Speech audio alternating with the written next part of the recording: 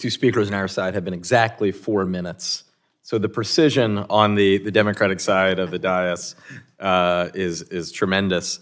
And to keep that streak going, I yield the gentleman, an incredibly thoughtful member from Austin, Texas, Mr. Doggett.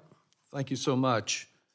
Well, Chairman Arrington is absolutely correct that approval of a budget resolution is the most important job of this committee.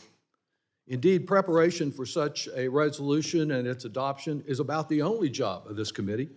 Unfortunately, Republicans have made consideration of today's resolution not their first priority, but their last priority, hurriedly reviewing it today in the waning hours of this fiscal year. Following the overwhelming bipartisan vote approving the McCarthy-Biden agreement called the Bipartisan Fiscal Responsibility Act, this budget resolution today is largely irrelevant.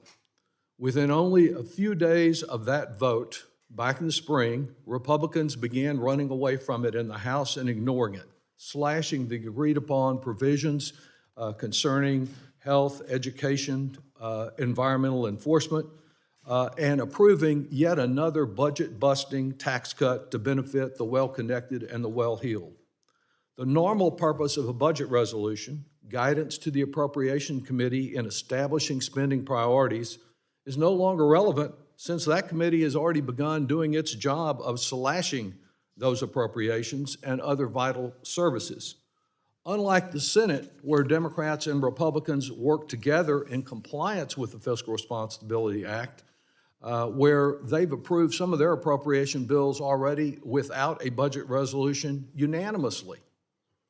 A week from this Sunday, October 1st, we're on schedule for a very dangerous government shutdown that will have ramifications for families across this country, and like the last Republican shutdowns, will cost our economy billions of dollars and jobs.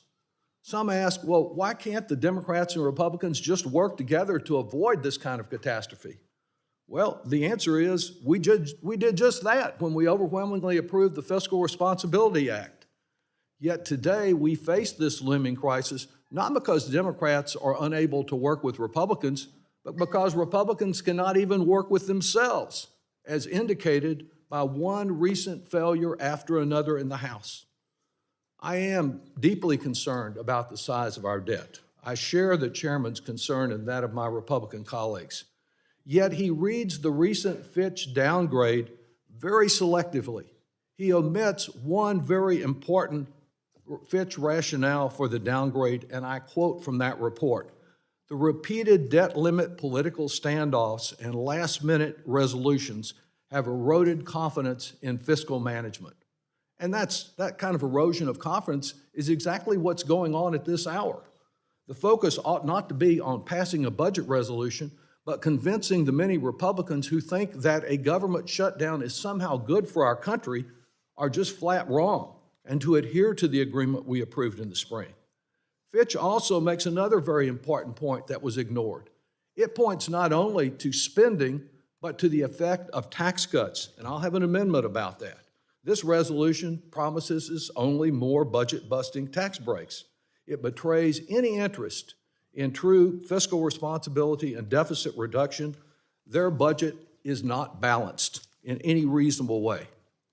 Now, I would say that another reason that this resolution will never make it to the floor is that it is based on fantasy. I would say that it's based on the first law of Disney, that wishing will make it so, but I understand Disney's not too popular with Republicans anymore. But a good example is they're declaring that they found $1 trillion in waste, fraud, and abuse without ever having identified in this committee even $1 billion, and opposing one effort I have made after another to deal with fraud, whether in Medicare or with our defense procurement. I yield back. Well, thank you. I thank the gentleman for correcting the record on the full Fitch's rating statement, which I have right here. He actually read verbatim from the exact line that I was going to read from.